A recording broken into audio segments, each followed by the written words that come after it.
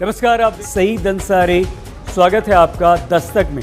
आज हम दस्तक देंगे चीन के उस डर पर, या यूं कहें कि चाल पर, जो प्रधानमंत्री नरेंद्र मोदी के लाल किले वाली ललकार के 2 दिन बाद सामने आई है। प्रधानमंत्री नरेंद्र मोदी ने लद्दाख पर तीखे तेवर दिखाए तो जवाब में चीन शांति का जाप करने लगा। लेकिन बड़ा सवाल यही है कि ये शांति राग कहीं साजिश की कोई नई आग तो नहीं है।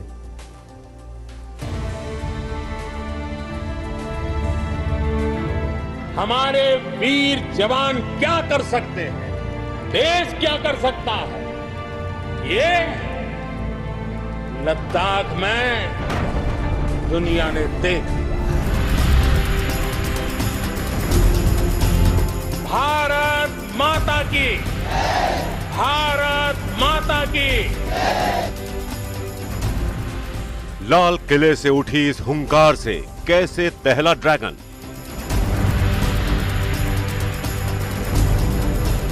तीन 3,800 किलोमीटर दूर बैठे शी जिनपिंग की क्या हालत थी।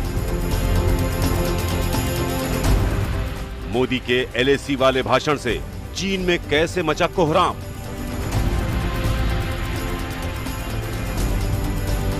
पीएम मोदी की ललकार से कैसे रास्ते पर आ गया चीन।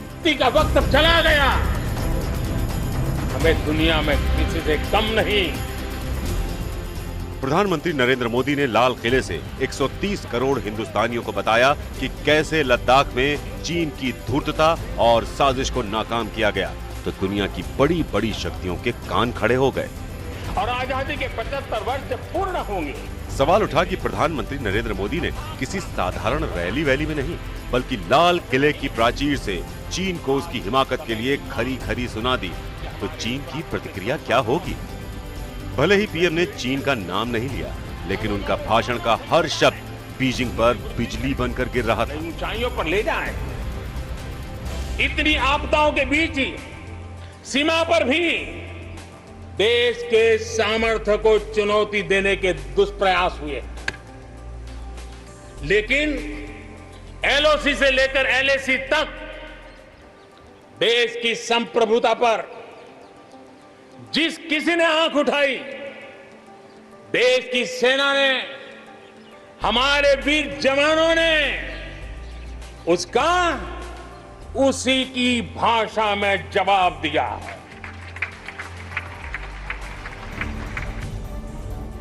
प्रधानमंत्री नरेंद्र मोदी के इस योद्धा वाले तेवर से चीनी हुकूमत का हेडक्वार्टर जिंगनहाई दहल उठा। चीन के राष्ट्रपति शी जिनपिंग जिंगनहाई में बैठकर अपने सलाहकारों से मंत्रणा करने लगे कि हिंदुस्तान के आक्रामक तेवर को शांत कैसे किया जाए। जिनपिंग और उनके सलाहकारों को लग गया कि उन्होंने सोए हुए शेर को जगा दिया है। जिनपिंग को उस फैसले पर अफसोस होने लगा होगा कि क्यों 5 मई को एलएसी पर सैनिक खुराफात का हुक्म दिया था। वो अफसोस चीन के इस बयान के रूप में सामने आ रहा है। चीन के विदेश मंत्रालय के प्रवक्ता झाओ लिजियान का बयान आया है। हमने प्रधानमंत्री नरेंद्र मोदी के भाषण पर ध्यान दिया। 100 करोड़ से ज्यादा आबादी वाले हम दोनों उभरती शक्ति वाले पड़ोसी देश हैं। ऐसे में चीन और भारत का विकास न सिर्फ दोनों देशों और इनके निवासियों को फायदा पहुंचाएगा, बल्कि दुनिया और इस क्षेत्र में स्थिरता, शांति के लिए सकारात्मक ऊर्जा और समृद्धि लेकर आएगा। बहुत पुरानी कहावत है कि आया ऊंट पहाड़ के नीचे। ये चीन का ऊंट हिंदुस्तान की सामरिक शक्ति के पहाड़ के नीचे तब आया जब भारत ने लद्दाख में एलएसी पर चीन को मुंह तोड़ जवाब दिया, जब भारत ने चीन की धमकियों को नजरअंदाज करके अपनी सेना झोंक दी, जब गलवान घाटी से चीनी सैनिकों को पीछे हटना पड़ा, जब दुनिया के तमाम देश भारत का कूटनीतिक समर्थन करने लगे, जब भारत ने चीनी सामान का बहिष्कार करना शुरू कर दिया। और इसीलिए जब लाल किले से भी प्रधानमंत्री मोदी ने लोकल के लिए वोकल का नारा बुलंद किया, तो चीन के कारोबारी हौसले कुंद होने लगे। बहुत हो चुका। आजाद भारत की मानसिकता क्या होनी चाहिए? आजाद भारत की मानसिकता होनी चाहिए वोकल फॉर लोकल। हमारे जो स्थानीय उत्पाद है उसका हमने गौरवगान करना। ड्रैगन की पुरानी आदत रही है कि वो बात बात पर आंखें दिखाना चाहता है। लेकिन इस बार हिंदुस्तान के तेज और ताकत के सामने उसकी आंखें चौंधिया गईं।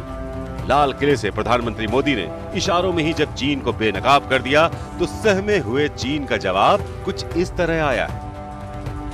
चीन और भारत के बीच आपसी सम्मान और समर्थन का ही सही रास्ता है और दोनों देशों के दूरगामी हितों के लिए सही है। चीन भारत के साथ लगातार काम करना चाहता है ताकि राजनीतिक तौर पर आपसी विश्वास को बढ़ाया जा सके, मतभेदों को ठीक से दूर किया जा सके, सहयोग को मजबूत बनाया जा सके और संयुक्त रूप से द्विपक्षीय संबंधों की रक्षा की जा सके। चीन के विदेश मंत्रालय के सबसे बड़े प्रवक्ता को बहुत ध्यान से सुनिए, जो भारत के साथ बेहतर संबंधों की दुहाई दे रहे हैं।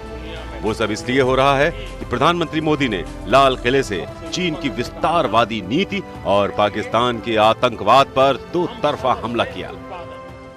आतंकवाद हो या विस्तारवाद, भारत आज डटकर मुकाबला कर रहा है। आज दुनिया पर का भारत पर विश्वास और मजबूत हुआ है।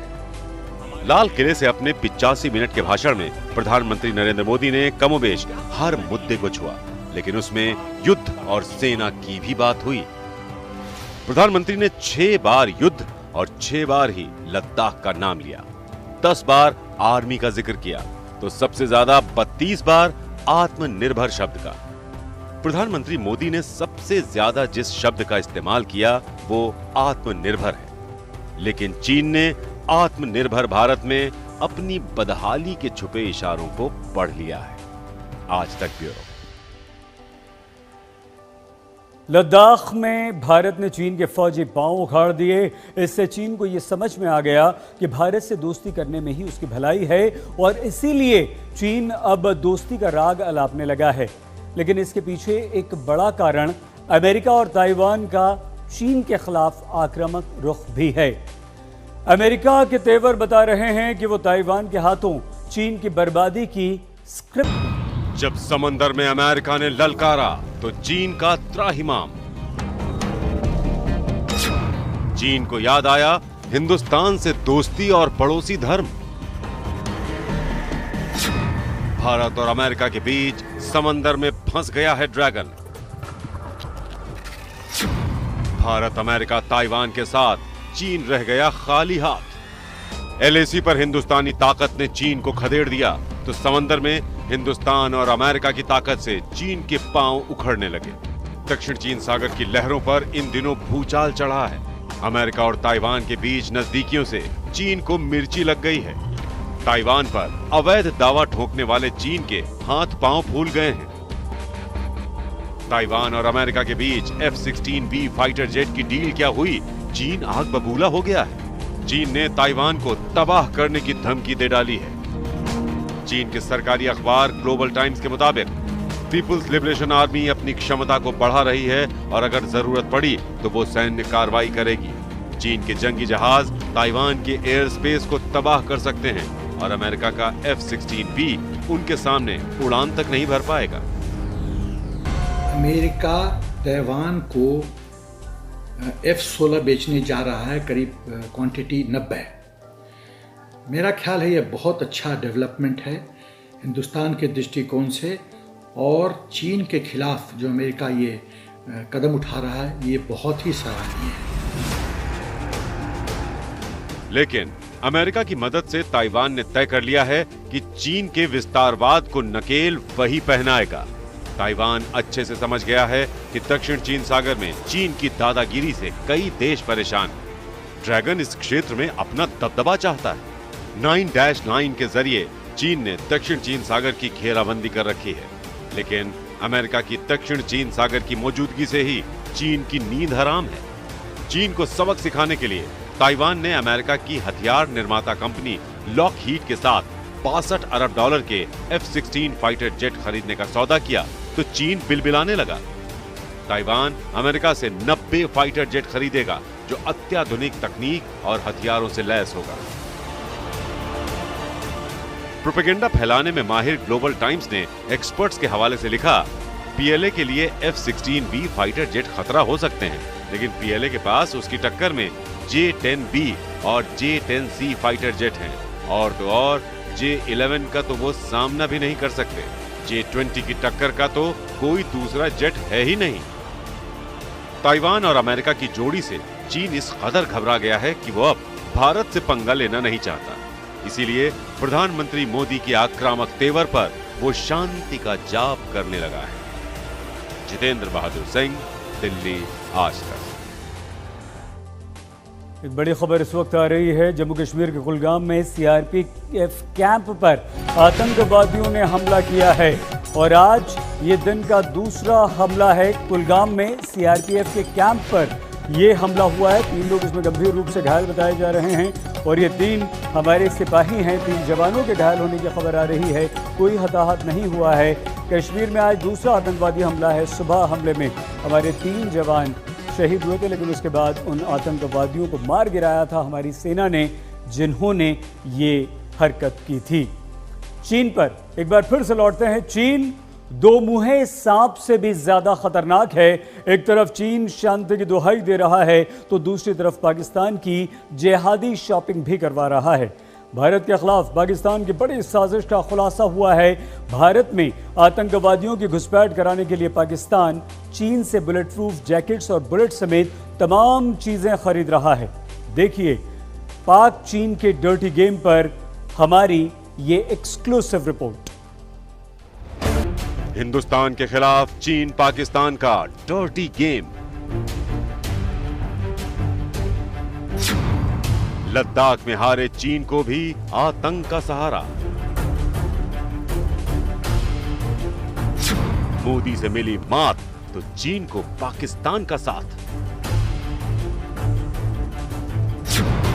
चीन के पास पाकिस्तान की जिहादी शॉपिंग लिस्ट। पाकिस्तानी आतंकियों का आर्म्स सप्लायर चीन।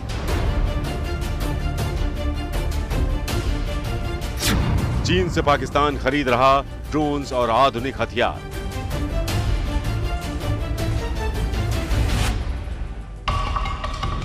चीन ने सोचा नहीं था कि गलवान में छेड़ा गया घमासान उसके लिए शर्मनाक पराजय का सबब बन जाएगा। अब चीन गलवान घाटी में हारा तो उसको पाकिस्तान के आतंकवाद का सहारा मिला। बल्कि ये कहिए कि चीन और पाकिस्तान दोनों ही आतंकवादियों के सहारे हो गए। इसलिए पाकिस्तान चीन से आतंकवादियों के लिए ड्रोन्स और दूसरे अत्याधुनिक हथियार खरीद रहा है। ये चीन और पाकिस्तान की बहुत बड़ी साजिश है और चीन तब तक बाज नहीं आएगा जब तक हिंदुस्तान उसको उसी की भाषा में जवाब न दे। यानी दूसरे लफ्ज़ों में हमको कई प्रकार का इक्विपमेंट जो है, कई प्रकार के हथियार अभी इस समय वियतनाम को देने चाहिए, इंडोनेशिया को देने चाहिए, ताइवान को देने चाहिए, ताकि चाइना को साफ तौर पे नज़र आए कि अगर वो हमारे यहाँ इस माफी की कार्रवाई कर सकता है तो हिंदुस्तान भी बड़े पैमाने पर उसके दुश्मनों को इक्विप कर सकता है।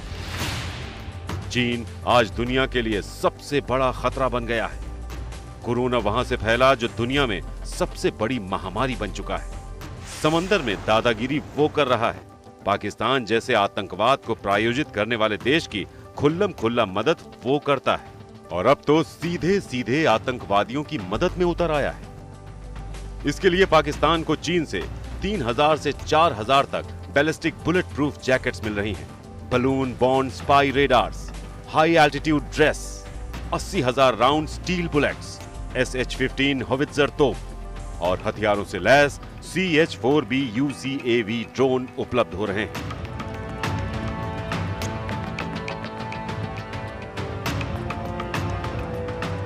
एक तरफ पाकिस्तान की ओर से कश्मीर घाटी में बड़े पैमाने पर घुसपैठ कराने के लिए आतंकवादियों को ट्रेनिंग दी जा रही है, तो दूसरी ओर इन नापाक हरकतों को पर्दे के पीछे से इस्लामाबाद को चीन का पूरा समर्थन हथियारों की जिहादी खेप से मिल रहा है। जाड़े में हमने अपना ट्रुप्स डिप्लॉयमेंट कम नहीं करना है, वापस नहीं आना है, अपने पोस्ट वकेट नहीं करने हैं और मेरा ख्याल है कि हम लोग को एग्रेसिव पोस्टिंग में आना है, एग्रेसिव मोड में आना है, प्रोएक्टिव मोड में आना है और हमको चाहिए कि स्टैंड ऑफ मोड का इस्तेमाल करके हम पाकिस्तान के यदि कोई ड्रोन पाकिस्तान एयर स्पेस पे भी दिखाई देता है तो हमको उसको बर्बाद कर देना चाहिए। एक हफ्ते पहले आज तक ने खुफिया रिपोर्ट के हवाले से बताया था कि आतंकवादियों को किस तरह पाकिस्तान के स्पेशल सर्विस ग्रुप के कमांडो ट्रेन कर रहे हैं। पाकिस्तान अफगानिस्तान की सीमा वाली पहाड़ियों पर तालिबानी, अफगानी और पठानी आतंकियों को हथियारों की ट्रेनिंग दी जा रही है। एक तरफ पाकिस्तानी सेना आतंकियों की मदद कर रही है, दूसरी तरफ पाकिस्तानी कब्जे वाले कश्मीर में बड़ी वारदात को अंजाम देने के इरादे से लॉन्च पैड एक्टिव किए गए हैं।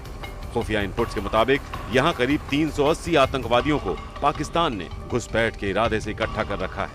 पाकिस्तान का चीन से जिहादी शॉपिंग करने का मकसद आतंकवादियों को अत्याधुनिक हथियारों और साजो सामान से लैस करना है। सबसे पहले चीन से Pakistan military combat ballistic bullet proof jacket खरीद रहा है। सूत्रों की माने तो इन जैकेट्स को पाकिस्तानी सेना अपनी मुजाहिद बटालियन को देने जा रही है।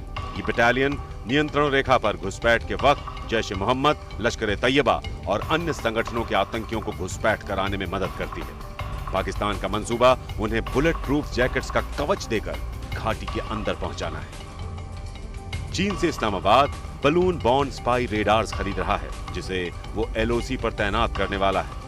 इनके जरिए वो हमारे जवानों की गतिविधि पर नजर रखना चाहता है, साथ ही आतंकियों को अलर्ट करना भी। पाकिस्तान का इरादा सर्दियों में आतंकियों की घुसपैठ का होता है, इसलिए वो चीन से भारी मात्रा में हाई एल्टीट्यूड ड्रेस मंगा रहा है। चीन से पाकिस्तान SH-15 होवित्जर तोप खरीद रहा है, जिनको वो एलओसी और सरहद पर तैनात करेगा। इसका मकसद आतंकियों को इनका कवर देकर उनकी घुसपैठ कराना है। खुफिया रिपोर्ट से यह खुलासा हुआ है कि चीन नवंबर-दिसंबर 2020 तक पाकिस्तान को हथियारों से लैस ड्रोन CH-4 UCAV यानी अनमैन कॉम्बैट एरियल व्हीकल सौंप देगा। चीन और पाकिस्तान दोनों को एक साथ मुकम्मल जवाब देने का दमखम भारत रखता है। इस बात को काफी पहले chief of defence staff general Bipin Rawat कह चुके हैं। गलवान प्रकरण के बाद चीन को भी समझ में अब ये बात आ गई होगी। पाकिस्तान और चीन मिलकर भी जम्मू और कश्मीर में अब आतंकवाद की खेप भेज नहीं सकते, क्योंकि हमारी सेना के जाबाज वीर वहां पूरे दमखम से तैनात हैं। चीन की ये कोशिश है कि उसको समयबद्ध तरीके से हथियार पहुंचाए जाएं। जानकारी ये है कि पाकिस्तान ऐसी ही एक जिहादी शॉपिंग कर रहा है, जिसका इस्तेमाल आतंक फैलाने के लिए वो कर सकता है।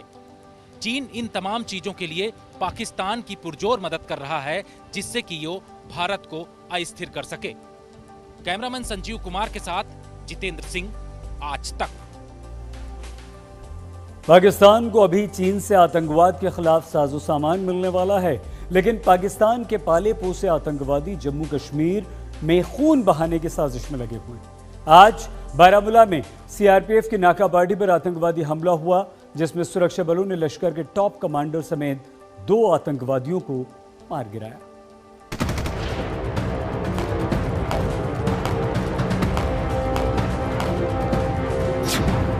बारामूला में 2 आतंकवादियों का काम तमाम।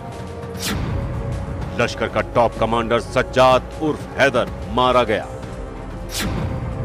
पाकिस्तान के लिए बज गई है खतरे की घंटी।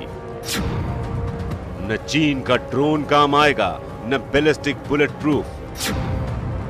अब भी संभल जाओ पाकिस्तान, चीन नहीं आएगा काम।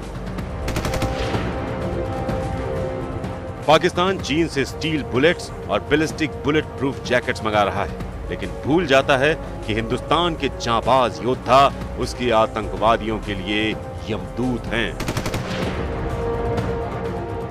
कश्मीर के बारामूला में CRPF की नाका पार्टी पर आज आतंकवादियों ने घात लगाकर हमला किया, लेकिन हमला करने वाले 2 आतंकियों का सेना ने काम तमाम कर दिया है। इनमें से एक आतंकी सज्जाद उर्फ हैदर लश्कर का टॉप कमांडर है, जिसका खात्मा सुरक्षा बलों के लिए बड़ी कामयाबी माना जा रहा है। 3 मिलिटेंट आए और आर लेकर CRPF पुलिस की नाका पर उसको अंधाधुंध फायरिंग कर दिया, जिसमें हमारे 2 CRPF जवान और एक हमारे पुलिस के शहीद हो गए। आतंकवादियों के कब्जे से सुरक्षा बलों ने एक AK-47 और गोला बारूद बरामद किया है। सेना ने पूरे इलाके को घेर लिया है और तीसरे आतंकी की तलाश जारी है। उत्तरी कश्मीर के बारामूला जिले के क्रीरी इलाके में आज सुबह सुरक्षा बलों पर हुए आतंकी हमले में CRPF के 2 जवान और पुलिस का 1 जवान मारा गया। ये हमला तब हुआ जब साझा तौर पर सुरक्षा बलों की तैनाती एक सड़क पर हो रही थी, जब अंधाधुंध मिलिटेंटों ने सुरक्षा बलों पर गोलीबारी की। इस हमले में सीआरपीएफ की 119वीं बटालियन के 2 जवान भी शहीद हुए हैं, जबकि जम्मू कश्मीर पुलिस के एक अफसर भी शहीद हो गए। लेकिन अपनी वीरता और दिलेरी की कीमत पर इस साल हमारी सेना और सुरक्षा बलों ने 160 आतंकियों का सफाया कर दिया है। Hey there. Subscribe to my channel. And also press this bell icon.